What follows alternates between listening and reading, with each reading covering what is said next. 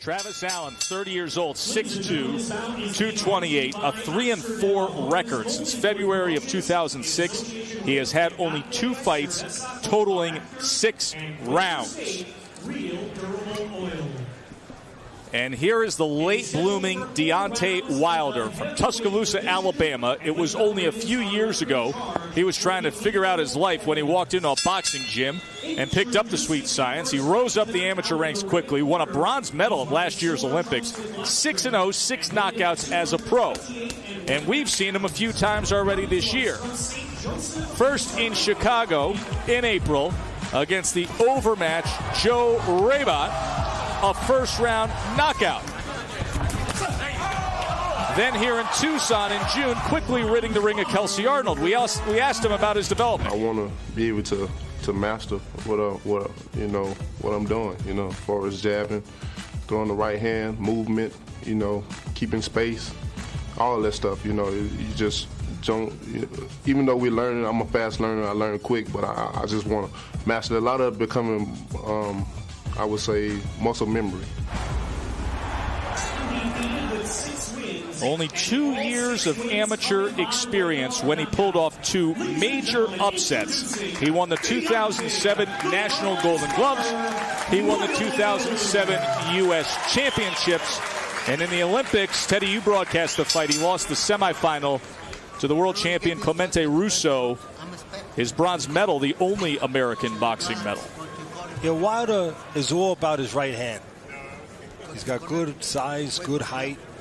He's got a good teacher in his corner, Mark Breland, former world champion, former Olympic gold medalist from the '84 game. He's going to try to teach him how to fight tall and use that great asset. But right now, Wilder's just about power in his right hand and about fighting soft opponents that he can get rid of with that power in the right hand. Wilder, quite honestly, has not learned how to fight yet. He's very crude, very raw.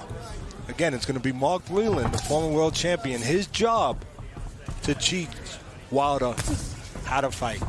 And he's opposite Travis Allen, who's an inactive Midwest opponent type from St. Joseph, Missouri, the same town that produced the victim of our opening bout tonight, Travis Hartman, and this fight is taking on the same exact form of that complete mismatch that we opened up this TV card That's with. what these fights are. These first 2 fights are atrocious. Yeah, Allen's been knocked out 2 times in his last 3, soon to be 3 times in his last 4. All of Allen's fights have been in Missouri and Oklahoma, usually easy places to build records, and it is. Except in this case, someone else was building their record at Allen's expense. They were using Allen to build their own record. There's a right hand from Wilder. Allen turning southpaw. Doesn't matter which way he turns.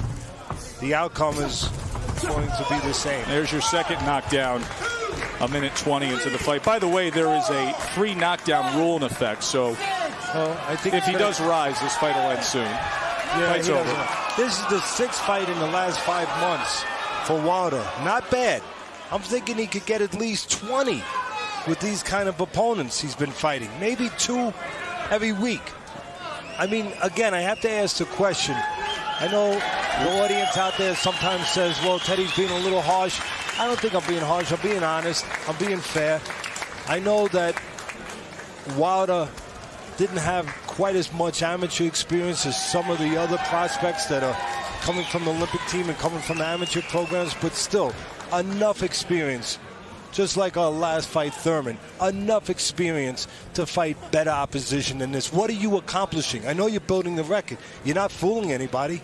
People are seeing that these are fights that are won in the dressing room, one when the contract was signed, one before you step in the ring. So what are you accomplishing? I'm afraid that you remember not too long ago, Golden Boy's favorite prospect, Victor Ortiz, undefeated, real good amateur. De La Hoya told us on the air he was their best prospect. And said it was the best prospect in all of boxing. Yeah, he said that. And he fought, and what did he do? He stepped up. He finally stepped up a little bit, and he got knocked out. He quit. He gave up. He was not ready to face a real fight. And that's the danger of giving these prospects this kind of cannon fodder. that well, when they let's take a finally look have to back, step Teddy. up, they're not ready. Well, take a look here at what it is. You can see Wilder trying to fight tall. He's looking for that right hand. Didn't even look like a real clean shot again, honestly, but Allen went down for the third time in his last 4. And again, the outcome was already dictated when this fight was made. None of those punches landed cleanly. He's just caving in from the mere pressure and the daunting task that's in front of him. Travis Allen, exactly what you expected to happen here tonight happens. So another win for Deontay Wilder, 7-0 now with 7 knockouts for the Olympic medalist. Back to the studio.